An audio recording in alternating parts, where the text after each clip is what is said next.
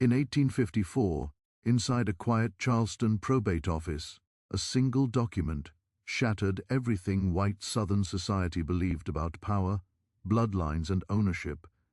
The will of Eleanor Whitmore, a respected plantation widow, church benefactor, and mother, revealed a truth so forbidden that court clerks froze mid-sentence.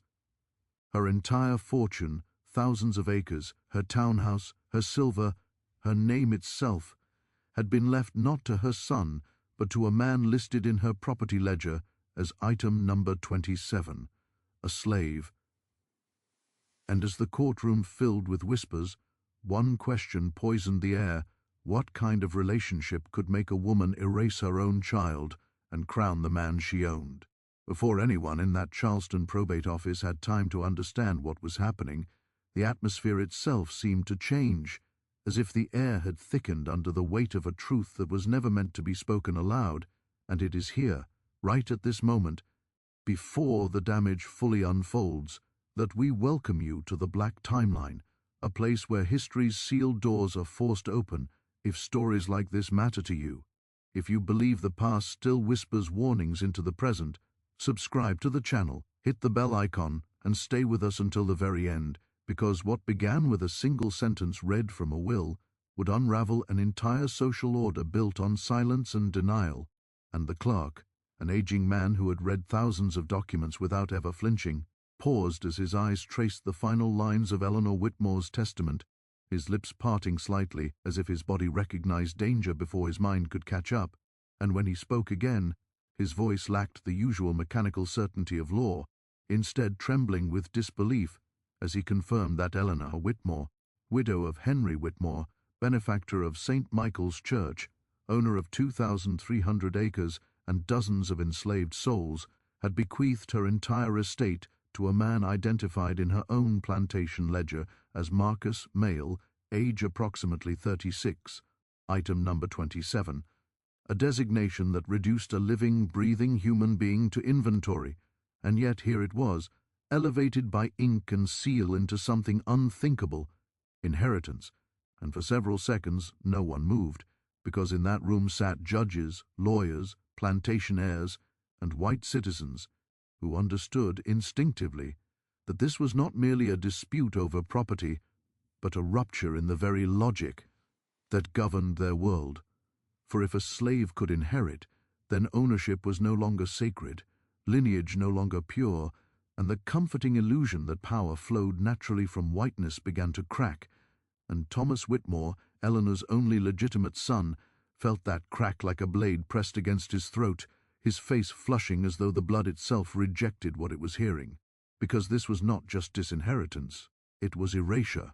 a declaration that his mother, in death, had chosen a man she legally owned over the child she had borne. And the murmurs that rippled through the courtroom were not expressions of sympathy but of fear, for Charleston society understood scandal the way sailors understand storms, and this one carried the promise of destruction far beyond a single family. Because Eleanor Whitmore had not been reckless in life, she had been precise, admired, controlled, a woman who moved through the rigid expectations of Southern womanhood with careful grace, never loud, never defiant, never visibly transgressive. And that was what made the will so terrifying, because it suggested not madness or sudden sentimentality, but intention, a long-buried truth finally exhumed. And as the judge ordered the court into recess, men clustered in tight knots whispering words like invalid, insanity, and undue influence, while women lowered their eyes, sensing that something obscene had been exposed, something that should have remained hidden behind curtains and ledgers. And outside the courthouse, news spread faster than fire through dry cotton, carrying with it a question no one dared phrase directly: what kind of relationship could drive a woman to dismantle her own bloodline in favor of a man the law defined as property?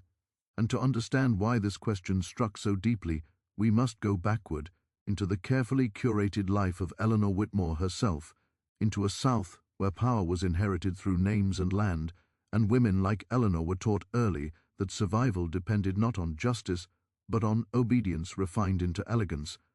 For Eleanor had been married at 17 to Henry Whitmore, a man whose wealth insulated him from scrutiny and whose authority demanded compliance, And when he died unexpectedly, leaving her young, childless at the time, and suddenly in control of a vast operation, Charleston watched closely, expecting her to fail or remarry, but Eleanor did neither, instead mastering the plantation with a quiet efficiency that impressed even those who resented her authority, and over the years she cultivated a reputation as a model widow, pious, restrained, charitable, donating to churches, hosting tasteful gatherings, and never once allowing gossip to gain purchase, because Eleanor understood something fundamental about Southern society. Appearances were not a reflection of morality, they were a substitute for it, and so long as one performed virtue convincingly, the machinery of cruelty would hum along unquestioned, and slavery itself was the most essential performance of all, a system sustained not only by whips and chains but by paperwork, sermons, and rituals that transformed exploitation into tradition,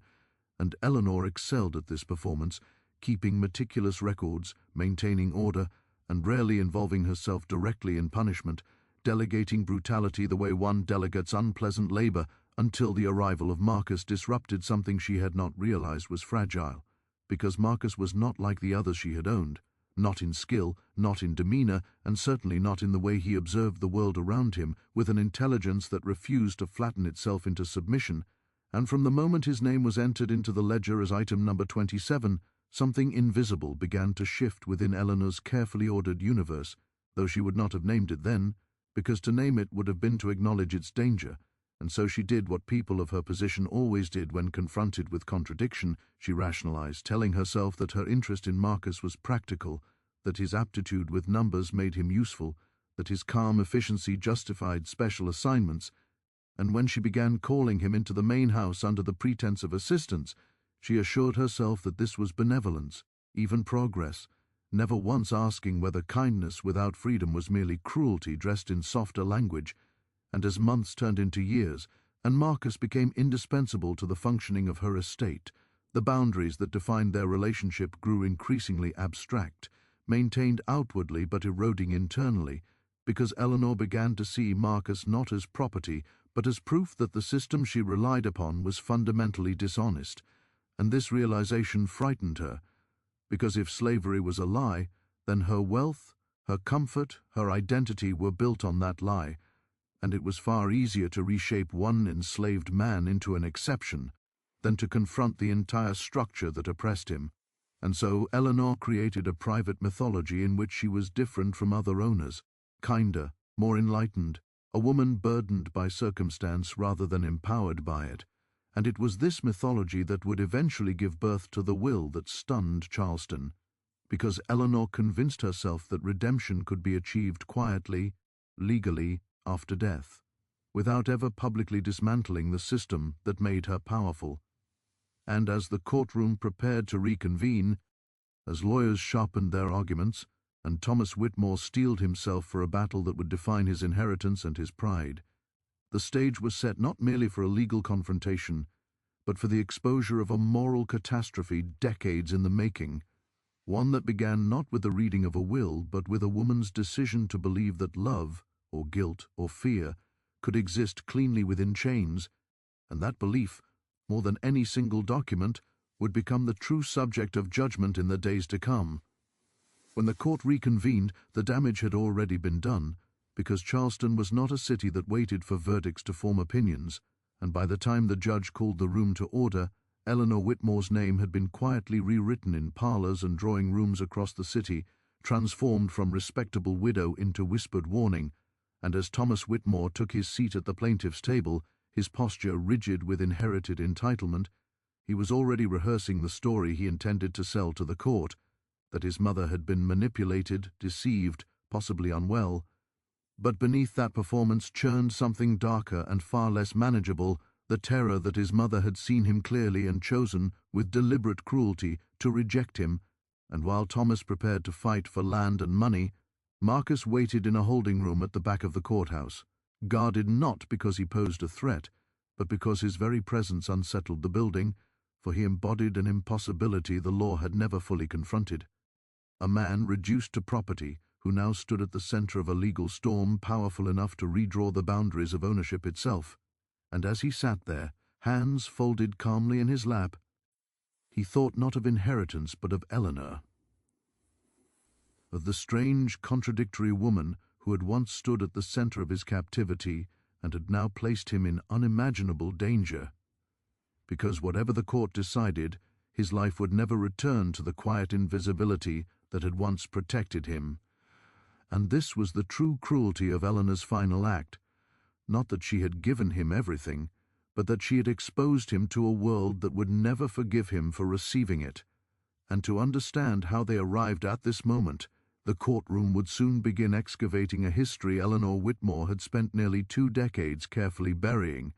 starting with the day Marcus first entered her household, not as a field hand, but as a clerk's assistant, assigned to inventory cotton shipments and manage correspondence under her direct supervision. A decision she justified publicly as efficiency, but which privately marked the beginning of a dependency she would later mistake for intimacy, because Marcus did his work with precision and restraint, never overstepping, never flattering, and it was this quiet competence that unsettled Eleanor more than defiance ever could have, for it forced her to confront the lie at the heart of slavery, that black intellect required white guidance to function, and as she watched Marcus solve problems her overseers could not, draft letters her late husband would have praised, and navigate numbers with an ease that felt almost insulting to the myths she had inherited, something in her shifted from authority to fascination, and fascination, when mixed with unchecked power, becomes something dangerous, because Eleanor began to rely on Marcus not just for work but for validation, seeking his opinions, confiding her frustrations, and gradually constructing a private world in which their conversations existed outside the plantation's brutal reality, a world where she could imagine herself misunderstood rather than complicit. And Marcus, who had survived long enough to recognize the shifting moods of owners as a matter of survival, responded with caution, offering neither resistance nor encouragement, understanding that proximity to power was a blade that could cut both ways, and for years this uneasy equilibrium held until the birth of Eleanor's child shattered the illusion entirely, because when her son Thomas was born, pale and fragile, Eleanor experienced motherhood not as fulfillment but as confirmation of her isolation, for the child represented continuity with a system she had begun, privately, to resent, and in the months that followed, her attachment to Marcus intensified in ways that terrified her, not because she believed herself immoral, but because she sensed the fragility of the narrative she had built around her own virtue, and so she did what many in her position did when confronted with contradiction. She doubled down on secrecy, ordering the construction of a separate set of records, manumission papers drafted but never filed, legal contingencies prepared but hidden, all designed to give her the illusion of future justice without the cost of present accountability. And this paper trail, once revealed in court, would become the backbone of Thomas Whitmore's argument that his mother had been unbalanced, that no sane woman would go to such lengths for a slave. But the truth was far more unsettling, because Eleanor had been entirely sane, her actions not impulsive but methodical, driven by a desperate need to reconcile her self-image with the reality of her power, and as witnesses were called, former overseers, household servants, attorneys who had been instructed to draft documents they were never allowed to file, the portrait that emerged was not of a seduced widow,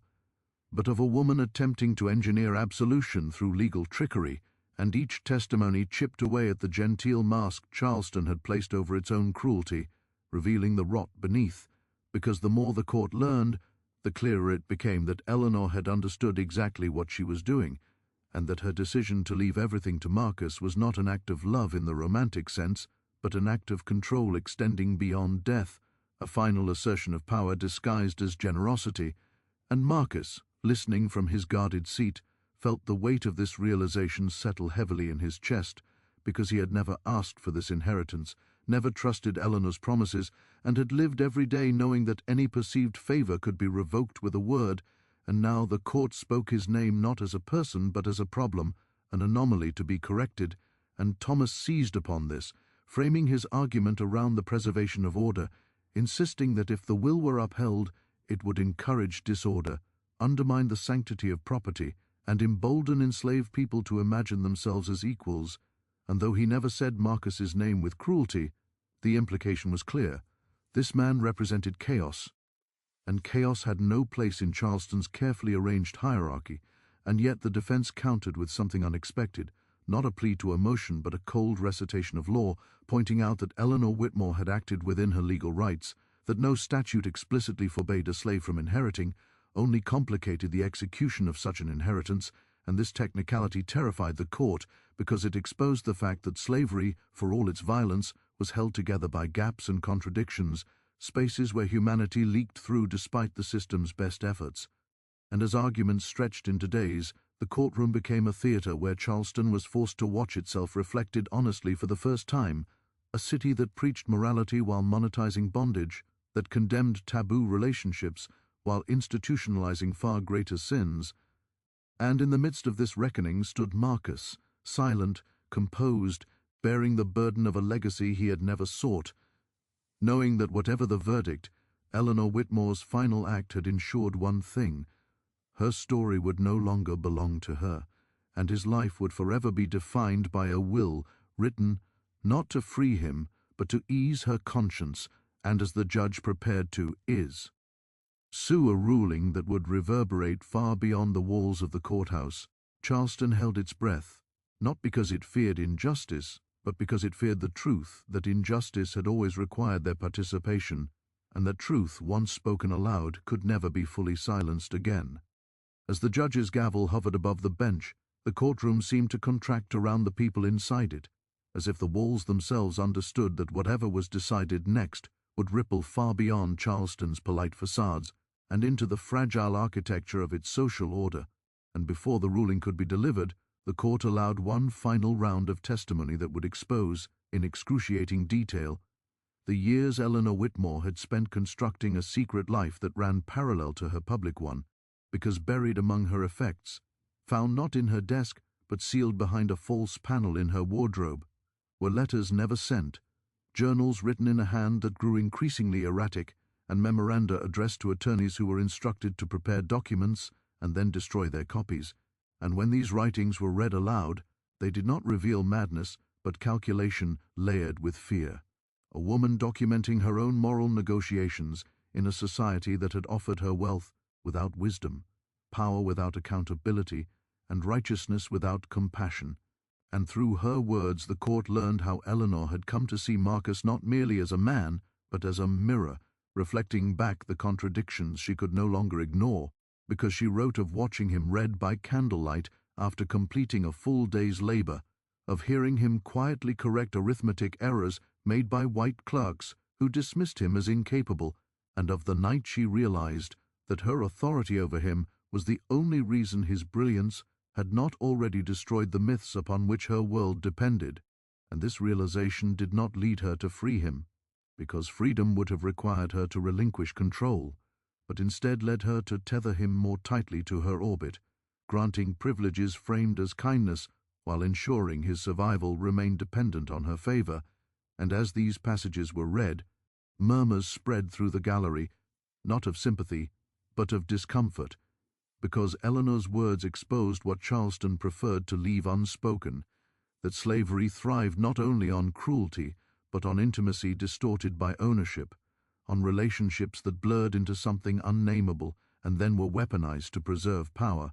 And Thomas Whitmore objected repeatedly, arguing that the journals proved his mother's instability, but the judge overruled him, because instability would have absolved society of responsibility, and what the documents instead revealed was intention, and intention was far more dangerous. And Marcus listened as Eleanor's voice echoed through the courtroom, feeling a strange detachment, because the woman described in those pages was both familiar and foreign, a benefactor who had never been benevolent, a confidant who had never been safe. And as the court traced the timeline of their association, it became clear that Eleanor's plan to leave Marcus her fortune had not emerged suddenly, but had been refined over years, adjusted as laws shifted, as whispers grew, as Thomas aged into a man whose resemblance to his father seemed to harden Eleanor's resentment. And in one particularly damned entry, Eleanor wrote that her son represented the future of a system she had lost faith in. while Marcus represented the lie that system told about black inferiority, and though she never named her feelings as love, the undertone was unmistakable, a desire to be seen as just by the one person who could never truly consent to her vision of redemption. And this was the tragedy the court could not articulate, because even in her attempt to make amends, Eleanor had centered herself, using Marcus as both witness and absolution, and as the testimony concluded. The judge finally spoke, delivering a ruling that attempted to balance legality with preservation of order, declaring that while the will was valid in its intent, its execution would be constrained by existing statutes, meaning Marcus would not receive the property outright, but would be placed under the guardianship of a white trustee tasked with managing the estate on his behalf, a compromise that satisfied no one but preserved the illusion of justice, because Thomas was denied total inheritance, yet Marcus was denied true autonomy, and the courtroom exhaled in relief, believing the danger contained, unaware that the ruling had instead created a new and more volatile reality, because in recognizing Marcus as a beneficiary without recognizing him as a man, the court had placed him in a position of unprecedented vulnerability, and as he was escorted out,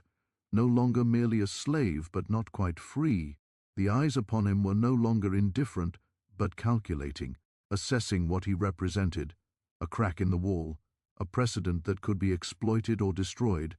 And in the days that followed, Charleston's newspapers framed the case as a cautionary tale about female weakness and moral decay, deliberately avoiding any discussion of Marcus's humanity, while private conversations grew sharper, plantation owners debating how many similar arrangements might exist quietly within their own households,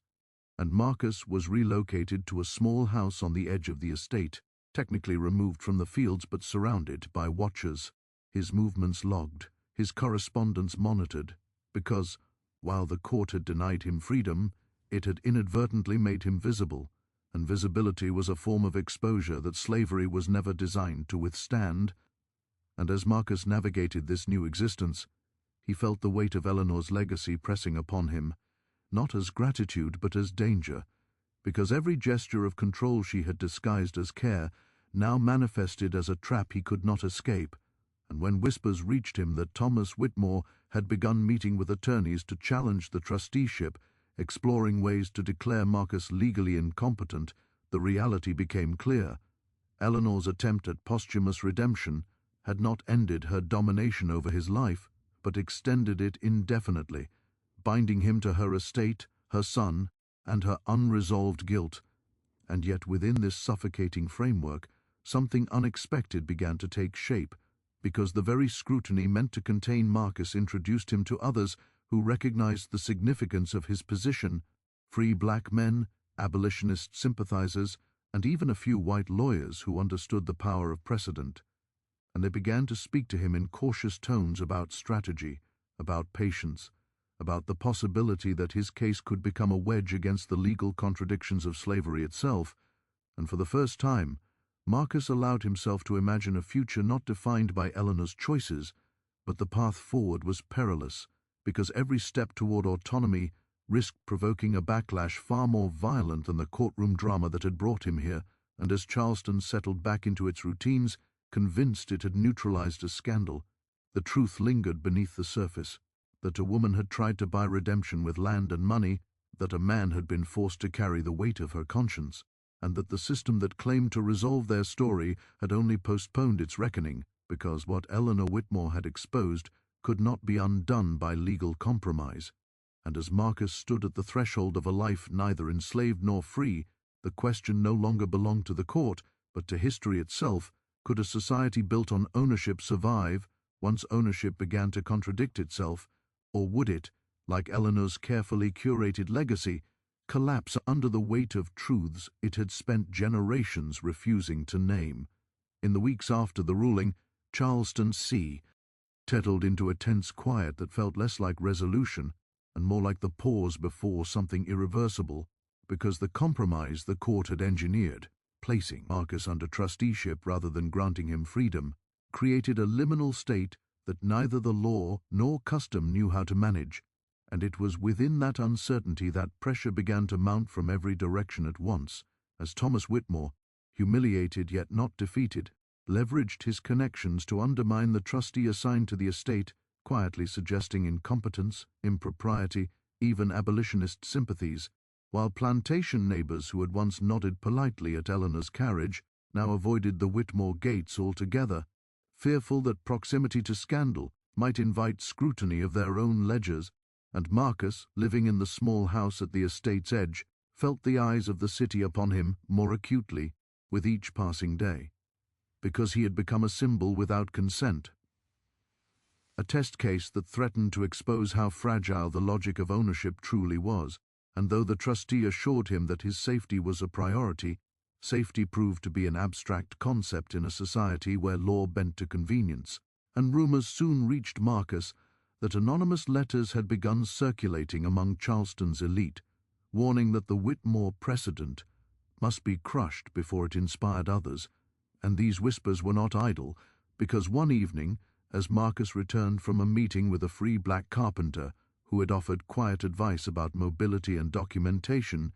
he found his door ajar and his few belongings scattered, not stolen, but disturbed, a message delivered without words that his space, like his status, remained provisional.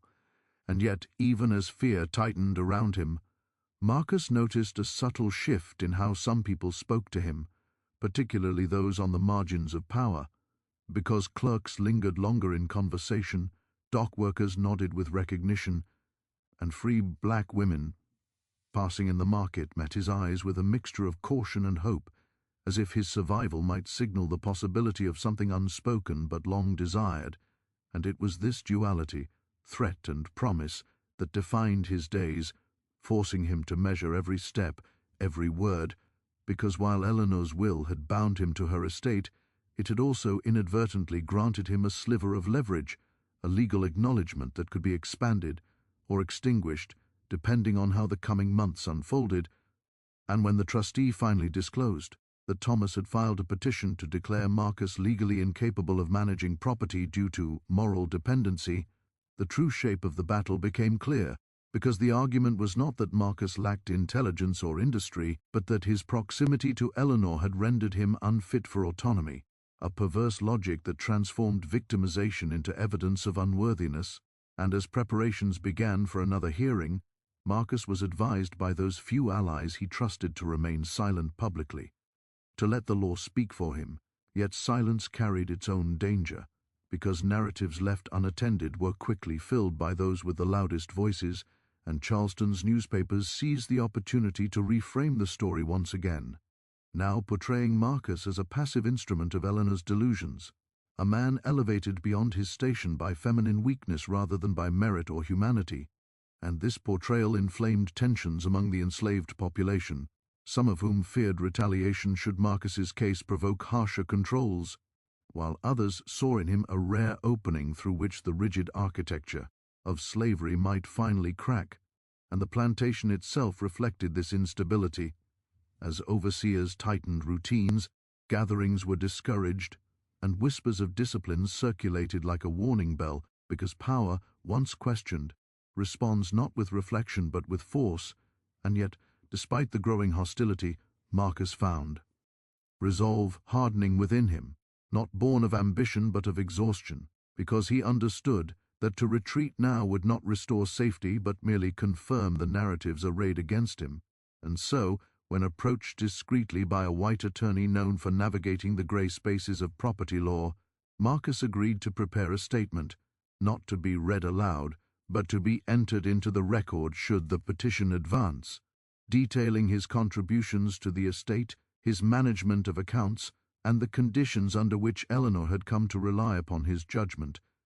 a document that reframed their relationship not as indulgence, but as exploitation, masked by intimacy. And as this statement took shape, Marcus confronted the full complexity of Eleanor's legacy, recognizing that while she had attempted to rectify her conscience through inheritance, she had also ensured that any path forward would require him to publicly dissect their association, exposing himself to scrutiny that could invite violence. And the night before the trustee was scheduled to respond to Thomas's petition, Marcus walked the grounds of Bellwood Plantation, aware that each familiar path now felt altered, as if the land itself were listening, holding the memory of labor extracted, lives bound and truths deferred, and it was there, beneath the shadow of the old oak near the river, that Marcus resolved not merely to survive the coming judgment, but to claim authorship over his own narrative, understanding that whatever the court decided, the act of asserting his voice, within a system designed to deny it, was itself a form of resistance. And as dawn broke over Charleston, casting light on a city anxious to return to its illusions of order, the stage was set for a confrontation that would extend far beyond one estate, one will, or one man, because the question at the heart of the case had shifted irreversibly from inheritance to humanity, and no ruling, however carefully worded, could fully contain the consequences of that transformation. As the second hearing approached, the city's restraint began to fray, and what had once been whispered behind parlor doors now spilled openly into streets and church pews, because Thomas Whitmore's petition did more than challenge Marcus's legal standing. It invited Charleston to decide whether the fragile boundary between ownership and humanity could be policed without acknowledging its own hypocrisy, and this invitation was answered with fervor. As editorials multiplied, sermons veered into political territory, and taverns hummed with debate that rarely named Marcus directly but circled endlessly around the fear he represented, and amid this rising tension, Marcus found himself pulled into a careful choreography designed by his few allies to keep him alive long enough to be heard, because survival had become a strategic concern, not a given, and his movements were now planned with the same precision Eleanor had once applied to her accounts, routes altered, meetings staggered, messages delivered through intermediaries, all to minimize the risk of provocation. Yet provocation proved unavoidable when Thomas Whitmore began publicly framing the case as a defense of familial honor rather than property rights, casting himself as a son robbed by maternal delusion and Marcus as the embodiment of that delusion's threat. And this reframing struck a nerve among Charleston's elite, because it allowed them to sympathize without interrogating the system that had enabled Eleanor's power in the first place, and in response, Marcus's attorney prepared a counter-narrative rooted not in sentiment, but in record, compiling ledgers, correspondence, and testimonies that demonstrated Marcus's indispensable role in managing the estate, revealing that Eleanor's reliance had not been emotional whim, but economic necessity. And as these documents circulated quietly among sympathetic clerks and legal observers, a new understanding began to coalesce, that Marcus was not an aberration elevated by scandal, but evidence of a capacity slavery had systematically denied while exploiting daily, and this realization unsettled even those inclined to preserve the status quo, because it suggested that the system's stability depended on pretending competence where it was routinely disproven. And when the court reconvened, the gallery was fuller than before, packed not with curiosity seekers, but with stakeholders, each invested in the outcome for reasons they dared not articulate. And as arguments unfolded, the judge appeared increasingly aware that his role had shifted from arbiter to gatekeeper, tasked with preventing a legal acknowledgement that could unravel precedent far beyond Charleston, and Thomas's counsel leaned heavily on the language of protection, insisting that Marcus required guardianship for his own good, a claim undercut by Marcus's documented stewardship. And when Marcus's statement was finally entered into the record, read not by him, but by his attorney, the effect was immediate and disquieting, because it articulated, in measured terms, the asymmetry of a relationship that had been romanticized by some and demonized by others, exposing how Eleanor's authority had constrained his choices even as it depended upon his labor and intellect. And this clarity left little room for moral escape, forcing listeners to confront the uncomfortable truth that benevolence within bondage remained bondage nonetheless. And though the judge reserved his decision, it became clear that whatever ruling emerged would be an act of containment rather than justice, because the court could not grant Marcus autonomy without implicitly acknowledging the failure of its own logic. And as days passed without a verdict, pressure intensified, with anonymous threats delivered to Marcus's door and the trustee's office vandalized, signaling that patience was wearing thin among those accustomed to outcomes they could predict. And yet, paradoxically, support also grew as free black communities organized discreetly to provide resources and protection, and a small circle of white allies recognized that the case had become a litmus test for the future they feared but could no longer entirely suppress. And in this crucible, Marcus's internal reckoning deepened as he grappled with the realization that Eleanor's attempt at redemption had placed him at the center of a struggle he had never sought, but could no longer avoid. And when word finally came that the judge would deliver his ruling at dawn, the city braced itself, sensing that the decision would not close the matter but transform it. And as Marcus sat alone that night, reviewing the documents that had come to define his existence, he understood that regardless of the outcome, something irreversible had occurred. His life had exposed a contradiction too stark to be fully buried, and in that exposure lay both danger and possibility, because while the law might deny him freedom, it could no longer convincingly deny his presence. And as the first light crept over Charleston, illuminating a city caught between denial and reckoning, Marcus prepared to step once more into a courtroom that had become a battleground for the very meaning of ownership, knowing that the verdict would shape not only his fate, but the stories Charleston would tell itself to survive what it had finally been forced to see. When the judge finally delivered his ruling at dawn, the words fell into the courtroom with a deliberate calm that belied the chaos they would unleash beyond its walls, because he affirmed the trusteeship yet expanded its scope in a way that no one had fully anticipated, declaring that Marcus would retain control over the daily operations of the Whitmore estate under supervision, that the trustee's role would be limited to oversight rather than command, and that Thomas Whitmore's petition to declare Marcus incompetent was denied in its entirety, a decision framed as pragmatic rather than progressive, but one that nevertheless shifted the balance of power in a way Charleston was ill-prepared to absorb. And as the gavel struck, the immediate reaction was not outrage but stunned silence, because the court had effectively acknowledged Marcus's capacity without naming it as such, granting him responsibility without freedom, authority without autonomy, a paradox that preserved the letter of the law while hollowing out its spirit. And this ambiguity was precisely what made the ruling dangerous, because it created space where none had existed before, and as Marcus left the courtroom, flanked by allies and watched by adversaries, the city seemed to hold its breath, unsure whether to treat him as a threat or a precedent, and in the days that followed, Bellwood Plantation became an uneasy experiment, with Marcus overseeing accounts, directing labor schedules, and negotiating sales through intermediaries, his decisions scrutinized for failure, yet quietly relied upon for stability. And this visibility altered the rhythms of the estate,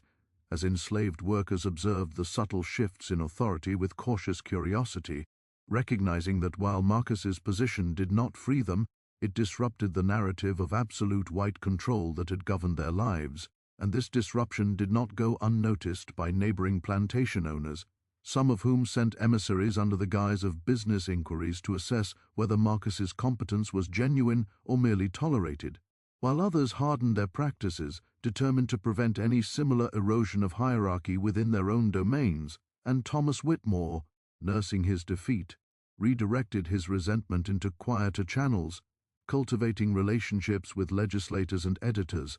laying the groundwork for future challenges that would reassert his claim through political rather than judicial means.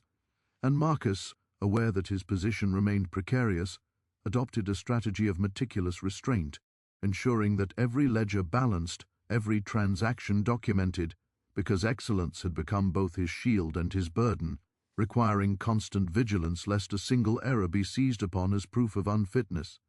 And yet, even as he navigated this constrained authority, Marcus experienced an internal shift, a growing recognition that power, however limited, could be leveraged to create openings for others, and he began subtly adjusting conditions on the estate, allocating resources to improve living quarters, negotiating work schedules that reduced the most brutal excesses, and quietly facilitating communication between enslaved families separated by distance, actions framed as efficiency improvements but understood by those affected as gestures of humanity, and these changes, though modest, carried profound significance, because they demonstrated that the system's cruelty was not inevitable but enforced, and this realization rippled outward, inspiring cautious hope among those who had learned to survive without expecting relief. And as word spread beyond Bellwood, free black communities and abolitionist networks took note, recognizing that Marcus's case had evolved from a legal anomaly into a living argument against the moral coherence of slavery, and this attention brought both support and danger, as letters of encouragement arrived alongside warnings of planned retaliation.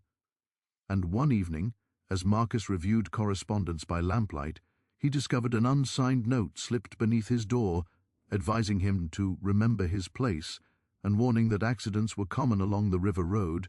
a reminder that while the law had offered him a narrow reprieve, violence remained an ever-present enforcer of boundaries, and yet Marcus refused to retreat, understanding that withdrawal would only embolden those who sought to erase the gains he had made. And so he continued his work with measured resolve, even as the strain took its toll, manifesting in sleepless nights and a constant awa. Reness of surveillance, because freedom deferred can be as exhausting as bondage, demanding endurance without offering certainty. And as months passed, the contradiction at the heart of his existence became increasingly untenable for Charleston's elite, because the success of the Whitmore estate under Marcus's management undermined arguments for his incapacity, while his continued lack of legal freedom exposed the cruelty of a system that exploited competence without acknowledging personhood.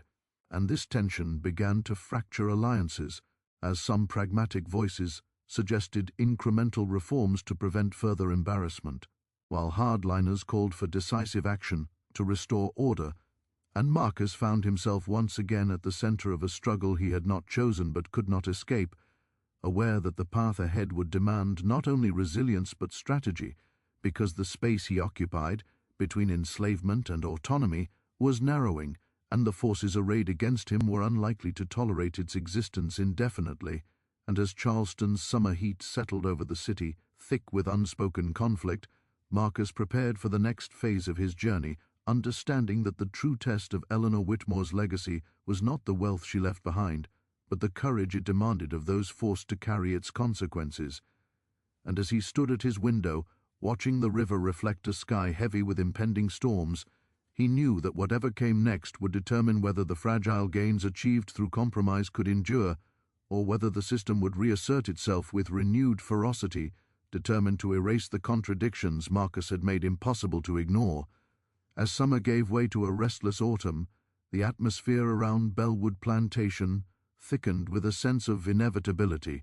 because the space Marcus occupied, this narrow corridor between sanctioned authority and denied humanity, had begun to exert pressure on every structure around it, and systems built on rigid hierarchies do not tolerate ambiguity for long, especially when that ambiguity proves functional, and the evidence of Marcus's competence had become impossible to dismiss without exposing the deeper fraud at the heart of slavery itself.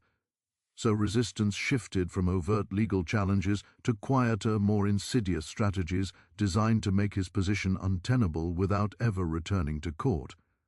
And it began with commerce, as buyers suddenly delayed payments, contracts were questioned, and shipping agents claimed misunderstandings that Marcus knew were deliberate, coordinated disruptions meant to provoke errors or shortages that could be blamed on his management. And while he anticipated these tactics, the cumulative effect was draining, forcing him to spend long hours reconciling accounts and negotiating compromises that preserved stability at the cost of constant vigilance.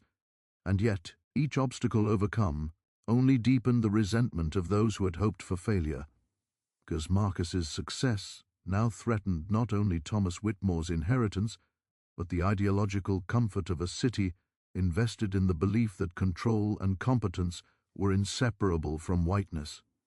And this threat manifested socially as well, as invitations to events once extended out of obligation were rescinded. Conversations abruptly ended when Marcus entered a room, and even the trustee, previously neutral, began to distance himself, wary of being perceived as aligned too closely with a precedent that had grown politically radioactive, and amid this isolation, Marcus relied increasingly on a small circle of confidants who understood that survival required more than legal positioning, because whispers of violence had begun to circulate with greater specificity, names mentioned, dates implied, and though none could be traced directly, the pattern was familiar to those who had lived under the shadow of enforced order long enough to recognize when intimidation was escalating toward action. One evening, returning from the river road, despite precautions, Marcus found a crude symbol carved into the fence near his dwelling, a mark that carried no explicit message yet conveyed unmistakable intent, prompting his allies to urge relocation, a temporary withdrawal that might cool tensions. But Marcus refused, understanding that disappearance, even brief, would be framed as admission of unfitness. And so he remained, adjusting routines, increasing watchfulness, and preparing contingency plans that balanced caution with resolve, because retreat would not protect him from a system determined to reassert dominance. And as these pressures mounted, Marcus's influence among the enslaved population grew in quiet ways, not through speeches or declarations, but through example, as his presence in a role of constrained authority challenged internalized narratives of limitation, and this influence alarmed overseers who sensed a shift they could not quantify, prompting stricter enforcement of rules and a renewed emphasis on discipline meant to remind everyone of their place. Yet repression only sharpened awareness, because people recognized that the harshness was reactive, not inherent, and this recognition carried its own power, and when a minor incident, a delayed shipment blamed on river conditions, was seized upon by Thomas Whitmore's allies as evidence of Marcus's mismanagement, the stage was set for a final confrontation that would not unfold in a courtroom but in the public arena of reputation and fear, and editorials began to appear questioning the wisdom of the court's earlier compromise, suggesting that Charleston had endangered itself by tolerating an experiment at odds with tradition. And though Marcus was never named directly, the implication was clear, and this campaign coincided with a sudden illness that swept through nearby plantations, rumors of contagion exploited to justify increased restrictions and patrols, creating an environment where extraordinary measures could be framed as necessary precautions, and Marcus sensed the tightening net, recognizing that the goal was no longer to discredit him but to make his continued presence a liability too dangerous to sustain. And as he weighed his options, he returned again and again to the question Eleanor's legacy had forced upon him, whether survival within a corrupted system required accommodation or transformation, and in a moment of clarity born from exhaustion, Marcus resolved that the only way to counter a narrative built on fear was to illuminate the truth it sought to obscure, and so he took a calculated risk, authorizing the release of selected estate records, demonstrating the improvements achieved under his management, not as a boast, but as documentation, circulating them through channels that reached beyond Charleston to northern merchants and observers who had a vested interest in economic transparency. And this act shifted the terrain once more, because it reframed the debate from morality to material consequence, showing that the system's efficiency depended upon the very capacities it denied, and while this strategy invited retaliation, it also drew protective attention as external stakeholders questioned any move that might disrupt profitable arrangements, and for a brief, fragile moment, Marcus's position stabilized, not because Charleston had embraced change, but because exposure carried costs the city was reluctant to bear, and yet, beneath this uneasy equilibrium, the fundamental tension remained unresolved, because no amount of competence could grant Marcus what the law refused to name, and as winter approached, bringing with it a chill that seeped into both body and spirit, Marcus understood that the next phase would demand a decision not just about strategy, but about identity, because he could continue to navigate the narrow path carved by compromise, or he could force a reckoning that might cost him everything. And as he stood once more by the river, watching the current carry away fallen leaves, he recognized that history rarely turns on comfort, and that the contradictions he embodied had already begun to reshape the landscape around him, whether Charleston was prepared to acknowledge it or not, and in that knowledge lay both peril and purpose, because the story unfolding was no longer solely about inheritance or legality, but about whether a society built on denial could survive the truth once it had been made visible. And Marcus knew that whatever choice he made next would echo far beyond Bellwood, into the future Charleston feared, but could no longer entirely prevent. As the fragile winter equilibrium fractured under the weight of unresolved truths, the final act unfolded not with a single dramatic gesture, but through a sequence of quiet decisions that accumulated into irreversible change, because Marcus understood now that survival through accommodation had reached its limit, and that every compromise only postponed the reckoning Eleanor Whitmore's will had initiated. So, when news arrived that the legislature was quietly considering revisions that would allow trustees to dissolve dangerous arrangements in the name of public order, Marcus recognized the familiar language of erasure disguised as prudence, and he moved with a deliberateness that surprised even those closest to him, beginning by securing copies of every document that traced Eleanor's intent, from the earliest manumission drafts she had never finalized to the coded correspondence that revealed her long internal struggle, and he entrusted these records to Northern allies whose interest was not charity but accountability, because exposure, he had learned, was the only currency capable of interrupting power that relied on secrecy.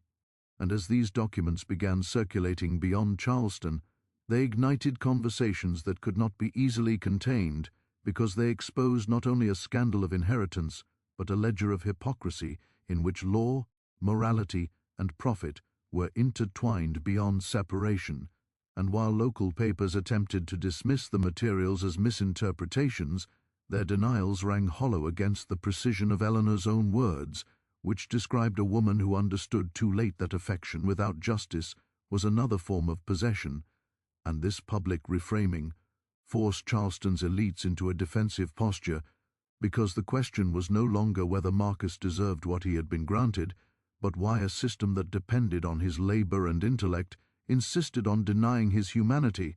And this shift unsettled Thomas Whitmore most of all, because the son who had framed himself as a victim of maternal betrayal now found his grievance overshadowed by a larger indictment of entitlement itself. And when he attempted one final legal maneuver, petitioning to declare the estate insolvent due to alleged mismanagement,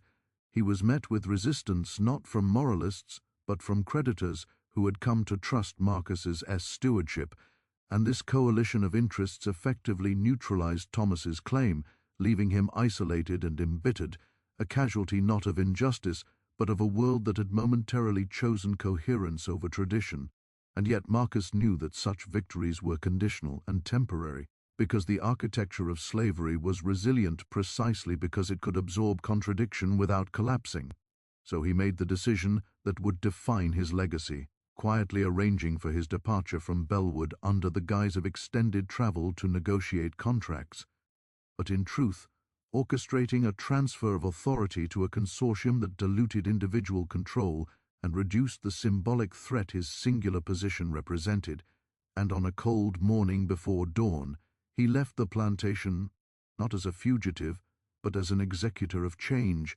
carrying with him little more than documents and resolve, because what mattered now was not where he resided, but what he set in motion, and in the months that followed. Marcus's absence became a kind of presence, as Bellwood continued to function under the structures he had designed, its efficiency an unspoken rebuke to those who claimed his role had been anomalous.